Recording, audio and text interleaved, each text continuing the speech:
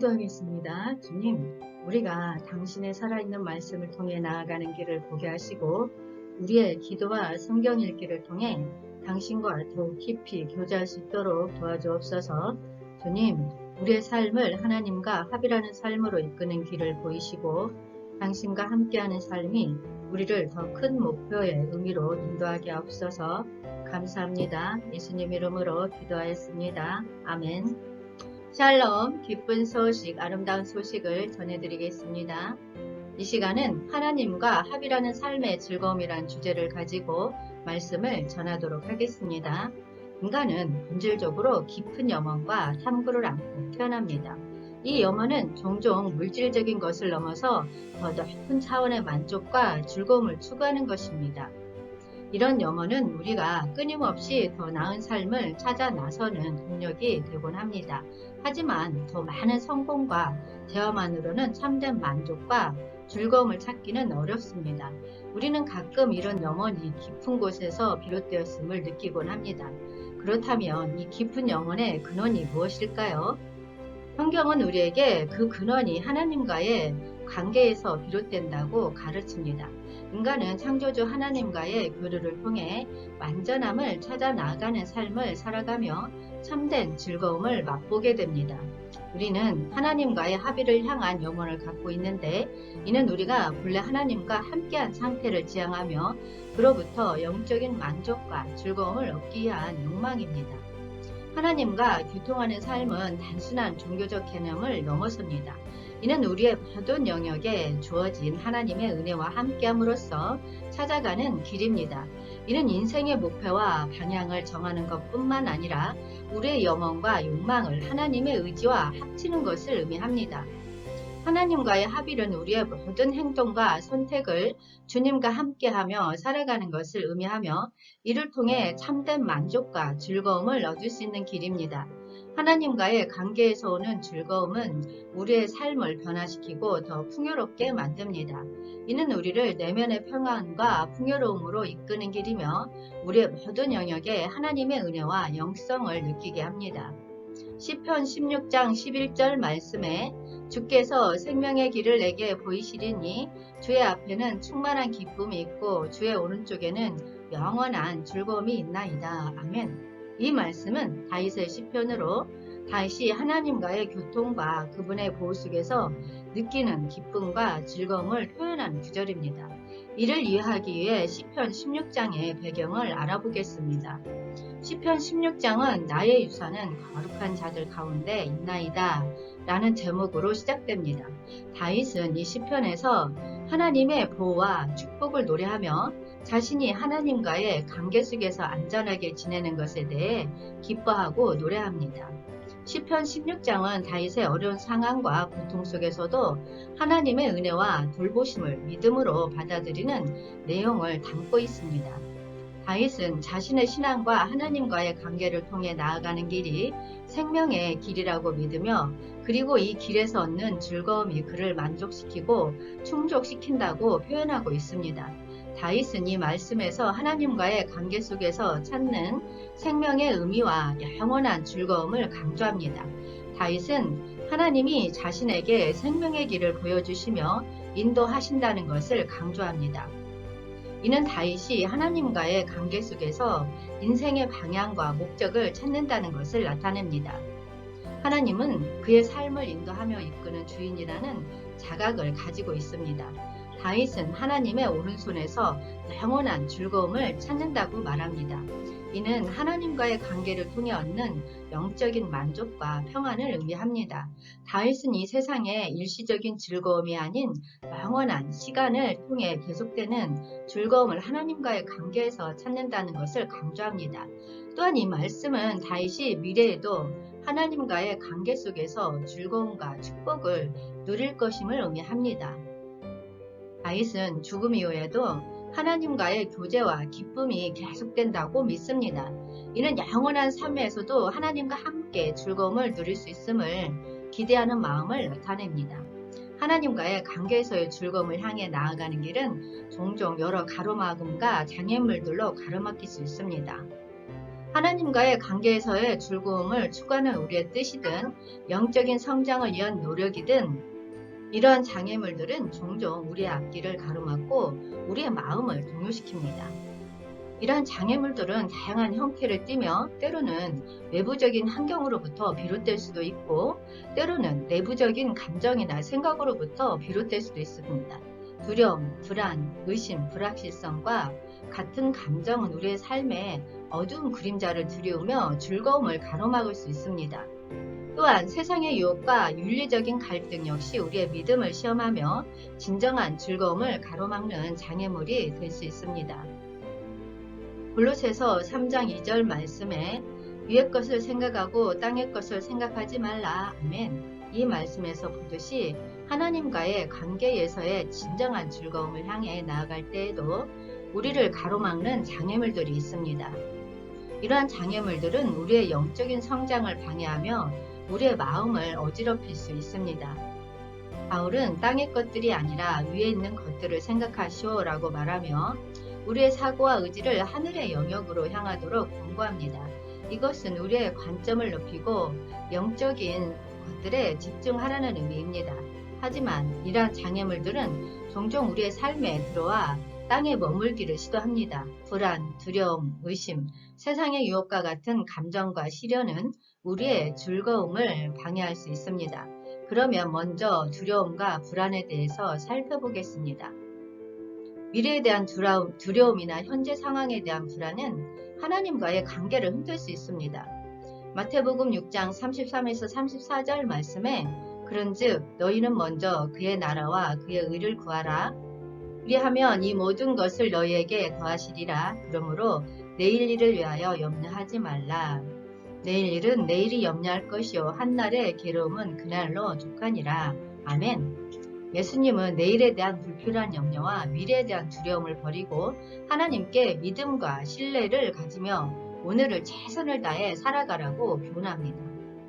인간은 미래를 예측하거나 통제할 수 없는데 그런 염려와 불안이 하나님과의 관계를 방해할 수 있기 때문입니다. 오늘의 괴로움과 어려움을 하나님께 맡기고 하나님의 뜻을 따르는 삶을 살아가면 되며 내일은 하나님의 손에 있음을 믿어야 합니다. 이러한 내용을 통해 하나님을 아버지로서 신뢰하며 하나님의 나라와 의를 구하는 것이 우리의 삶의 방향과 중요성을 결정하는 데 있어 핵심적인 원칙임을 강조하며 미래에 대한 염려와 불안을 버리고 하나님의 뜻을 따르는 믿음의 삶을 살아가는 방법을 가르치고 있습니다. 두 번째는 세상의 유혹입니다. 우리를 더 깊게 하나님과 합일시키는 것이 아닌 세상의 유혹은 우리의 관심과 에너지를 분산시킬 수 있습니다. 로마서 12장 2절 말씀에 너희는 이 세대를 본받지 말고 오직 마음을 새롭게 함으로 변화를 받아 하나님의 선하시고 기뻐하시고 온전하신 뜻이 무엇인지 분별하도록 하라. 아멘. 이 말씀에서 말하는 변화는 신앙적 결단과 회심을 통한 영적인 변화를 의미합니다. 그러나 이러한 변화는 종종 중요한 사건인 세례나 성령의 강령을 통해 뿐만 아니라 그리스도인이 이 세상에서 살아가며 지속적으로 받아들이고 실천해야 하는 과정이기도 합니다. 또한 지성의 갱신은 인간의 내면적인 영적 갱신을 뜻합니다. 바울은 인간의 지성이 죄와 율법의 구속에서 해방되고 하나님을 인정하고 경배할 수 있도록 회복되는 것으로 설명합니다. 이 갱신은 세례와 성령의 강령을 통해 이루어지며 그 결과로 하나님의 뜻을 따르며 삶을 살아가는 능력이 강화됩니다. 변화의 목적은 분별에서 찾을 수 있습니다. 분별은 무엇을 시험하고 검증하여 그 옳은 바를 승인하는 뜻을 지니며 이 세상의 가치와 제도, 문화, 사회 집단 등을 신중히 판단하고 하나님의 뜻과 가치를 구별할 수 있는 능력을 뜻합니다. 변화와 지성의 갱신은 이러한 분별력을 통해 하나님의 뜻을 따르고 옳은 길을 선택할 수 있는 능력을 부여받는 것을 의미합니다. 이와 같이 바울은 그리스도인들에게 지성의 갱신과 분별을 통한 변화를 통해 자기 세신과 윤리적 성장을 추구하도록 교훈하며 이것이 하나님과의 관계를 더 깊게 함으로써 세상의 유혹에 굴하지 않고 참된 예배와 옳은 삶을 이뤄낼 수 있는 길임을 강조합니다. 세 번째는 육체적 욕망입니다. 육체적인 욕망이 우리의 영적인 성장을 방해할 수 있습니다. 감정적인 충동이나 육체적인 편안함을 우선시하게 되면 하나님과의 관계는 뒷전이 될 수 있습니다. 갈라디아서 5장 16절 말씀에 내가 이르노니 너희는 성령을 따라 행하라. 그리하면 육체의 욕심을 이루지 아니하리라. 아멘. 이 말씀에서 바울은 성령을 쫓아 행하라 라고 권면하며 이는 푸뉴마라는 표현을 통해 하나님의 성령을 의미합니다. 이것은 영적인 삶을 이끄는 영적인 원동력으로 이해됩니다. 쫓아 행하라는 푸뉴마의 삼격 형태를 번역한 것으로 성령의 지시를 따라 행동하며 그리스도인의 삶을 여행하는 것을 의미합니다. 바울은 성령의 이끌림을 받아 살면 육체적인 욕망을 만족시키지 않아도 됨을 설명합니다. 육체의 욕망은 육체적인 욕심과 욕망을 의미하며 이를 만족시키는 것에 굴복하지 않아도 된다는 것은 영적인 원동력으로부터 오는 동기로 옳은 길을 선택하고 옳은 행동을 취할 수 있다는 의미입니다. 이는 성령의 도움을 받으면 육체적인 욕망에 사로잡히지 않고 더 영적이며 신령한 생활을 할 수 있다는 교훈입니다. 이로써 바울은 성령을 따라 행하며 육체적인 욕망을 억제하고 영적인 길을 걷는 것이 우리의 영적 성장을 위해 중요하다고 강조합니다. 우리는 성령의 도움을 받아 육체의 욕망에 지배되지 않는 삶을 실천함으로써 영적인 성장과 신령한 삶을 이룰 수 있습니다. 네 번째는 자아중심적 태도입니다. 자아중심적인 태도와 교만은 하나님과의 관계를 막을 수 없는 장애물입니다. 빌립보서 2장 3에서 4절 말씀에 아무 일에든지 다툼이나 허영으로 하지 말고 오직 겸손한 마음으로 각각 자기보다 남을 낮게 여기고 각각 자기 일을 돌볼 뿐더러 또한 각각 다른 사람들의 일을 돌보아 나의 기쁨을 충만하게 하라. 아멘. 바울은 다툼과 허영을 악덕의 대표적인 사례로 지목하며 이 두 가지 태도가 공동체 내에서 분열을 초래하거나 자아중심적인 태도를 강화시키는 요소로 작용할 수 있다고 경고하고 있습니다. 다툼은 경쟁과 싸움을 일으키는 것을 말합니다. 이는 자기 이익을 추구하는 결단으로서 공동체의 단결을 해칠 수 있습니다. 바울은 다툼이나 경쟁의 태도는 자기 이익과 욕망을 우선시하며 다른 사람과의 협력과 단결을 해치는 결과를 초래한다고 지적합니다. 허영은 자기 과시나 자만심을 의미합니다. 모든 일에 자기를 앞세우는 것은 단결을 해치는 결과를 초래할 수 있습니다. 바울은 겸손한 마음을 갖는 것이 중요하다고 강조하며 이를 통해 자기를 낮추고 다른 사람을 존중하며 사랑하는 태도를 취해야 한다고 말합니다. 겸손은 자기를 넘어서서 다른 사람을 생각하며 그들의 이익과 복을 존중하는 태도를 의미합니다. 바울은 이를 통해 공동체의 단결을 유지하고 서로를 도와 나아가는 데 중요한 역할을 한다고 강조합니다. 자아중심적인 태도와 교만은 오히려 자기 자신을 중요하게 여기며 다른 사람과의 연결을 무시하거나 끊을 수 있는 요인이 될 수 있습니다. 바울의 교훈을 통해 우리는 자아중심적인 태도와 교만이 공동체 내의 조화와 협력을 막을 수 있는 장애물이라는 것을 이해할 수 있습니다. 겸손한 마음으로 다른 사람을 존중하고 협력하는 태도를 취함으로써 우리는 하나님과의 관계를 더 깊게 하며 공동체 내에서 긍정적인 영향을 미칠 수 있습니다. 우리는 이러한 장애물들을 극복하고 하나님과의 관계를 더 깊게 살아가기 위해 기도와 성경 공부를 통해 우리의 마음을 강건하게 하고 영적인 원동력을 얻어야 합니다. 또한 교회와 영적인 공동체에서 동행하며 서로를 격려하고 지지하는 것 역시 중요합니다.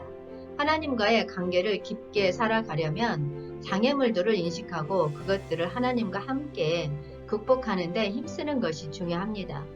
기도와 성경, 영적인 지속적인 노력을 통해 우리는 하나님과 더 가까워지며 진정한 즐거움을 누릴 수 있는 길을 찾아갈 수 있을 것입니다. 이러한 장애물들은 또한 우리의 의지와 목표를 방해하며 동경하는 하나님과의 교제를 방해할 수 있습니다. 때로는 우리의 육체적 욕망과 현실적인 문제들이 하나님과의 관계를 뒤로하게 만들 수 있습니다. 하지만 우리는 이러한 장애물들을 바라보며 동요하지 않고 하나님의 뜻을 추구하며 살아갈 수 있도록 해야 합니다. 바울은 생각하시오라는 낱말을 사용하여 우리에게 더 깊이 생각하고 판단하며 선택하라고 동기를 부여합니다.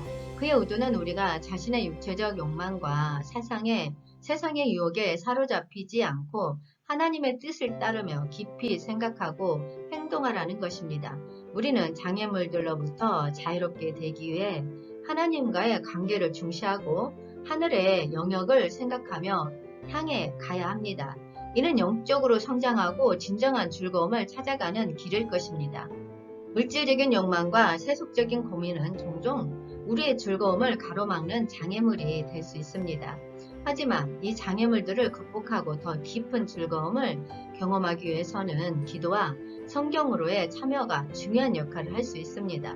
이들은 우리를 현실적이고 영적인 면에서 새로운 관점으로 인도하여 진정한 즐거움을 찾게 해줍니다. 시편 19장 8절 말씀에 여호와의 교훈은 정직하여 마음을 기쁘게 하고 여호와의 계명은 순결하여 눈을 밝게 하시도다. 아멘.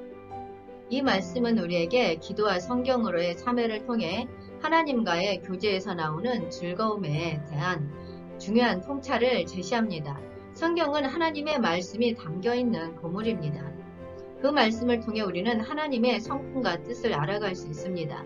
기도와 성경 읽기를 통해 하나님과의 교제를 강화하며 그의 말씀을 마음에 새기고 생활에 적용함으로써 내면적인 평안과 즐거움을 누릴 수 있습니다. 하나님의 말씀은 우리 삶의 길잡이입니다. 그 안에는 지혜로운 가르침과 지침이 담겨 있어 우리가 올바른 길을 찾을 수 있게 도와줍니다. 기도와 성경으로의 참여를 통해 하나님의 뜻을 알아가며 우리의 인생 방향을 조절함으로써 삶의 목적과 의미를 찾는데 큰 즐거움을 느낄 수 있습니다. 기도와 성경으로의 참여는 우리와 하나님 사이의 관계를 깊이 형성하고 강화하는 도구입니다. 이것은 하나님의 사랑과 관심을 더 깊이 이해하며 우리의 신앙을 성장시키고 정동시키는데 도움을 줍니다. 이 교제를 통해 우리는 하나님의 평안과 기쁨을 경험하며 그의 도움을 통해 어떤 상황에서도 즐거움을 누릴 수 있습니다. 하나님과 합이라는 삶의 즐거움은 우리에게 참된 풍요로움을 제공하는 길입니다. 이는 우리의 내면 깊은 곳에서 비롯되며 영적으로 충만함을 느끼게 해줍니다. 하나님과의 교제를 통해 우리는 더 큰 목표와 의미를 발견하며 이를 통해 삶의 풍요로움을 경험할 수 있습니다. 하나님의 사랑과 은혜는 우리의 삶을 변화시키고 만족을 안겨줍니다. 그의 사랑은 우리를 받아들이고 용서하며 새로운 존재로 만들어줍니다. 이것은 우리가 자아중심적인 욕망과 교만을 벗어나며 하나님의 성품을 따라 행하는 길을 제시해줍니다. 그 결과로 우리는 깊은 내면적인 만족과 평안을 느낄 수 있습니다. 하나님과 함께하는 삶은 우리의 가치관과 행동 양식을 변화시킵니다. 그리스도인으로서 주님과의 교제를 중심으로 한 삶은 사랑과 관용으로 가득한 삶을 의미합니다. 우리는 이 즐거움을 통해 이웃을 섬기고 필요한 일을 돕는 사람으로서 살아가며 세상에 긍정적인 영향을 미치는 변화의 씨앗이 될 수 있습니다. 하나님과 합이라는 삶의 즐거움은 우리를 세상을 변화시키는 도구로 만듭니다. 우리의 긍정적인 태도와 사랑은 주변 사람들에게 영감과 희망을 전파할 수 있습니다. 우리가 하나님의 사랑과 참된 즐거움을 나누며 나아가면 우리 주변의 사회와 문화도 변화하게 되며 하나님의 나라를 더 가깝게 느낄 수 있습니다. 결론적으로 하나님과 합이라는 삶의 즐거움은 우리에게 참된 풍요로움을 제공합니다. 그것은 하나님의 사랑과 은혜에 대한 변화와 만족을 통해 이루어지며 주님과 함께하는 삶의 변화를 통해 세상을 변화시키는 사람으로서 살아가기를 반영합니다. 이 즐거움은 우리를 더 나은 사람으로 만들어주고 하나님의 뜻을 이해하고 변화시키는 동반자로서의 사명을 이뤄내는데 큰 동기부여를 제공합니다. 주님 오시옵소서. 한영되는 훈련하라. 전국복음 전파하라. 회복하라. 새 예루살렘 이룩하라. 기쁜 소식, 아름다운 소식이었습니다. 기도하겠습니다. 주님, 우리의 삶을 변화시키고 우리의 마음을 주님의 사랑과 은혜로 가득 채워주시기를 간구합니다. 주님의 성령을 통해 우리가 자기를 더 깊이 알아가고 주님과의 관계에서 나오는 변화와 만족을 경험할 수 있게 하옵소서. 우리가 주님과 함께하는 삶을 살면서 주변의 세상을 변화시키는 도구로 사용될 수 있도록 해 주옵소서. 감사합니다. 예수님 이름으로 기도하였습니다. 아멘.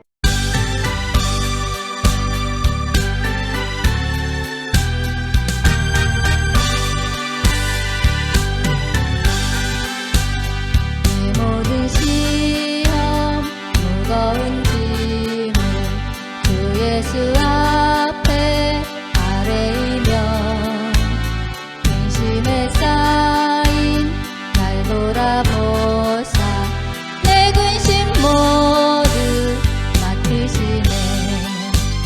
무거운 짐을 나 홀로 지고 견디다 못해 쓰러질 때 불쌍히 여겨 구원해 주리 은혜의 주님 오직 예수.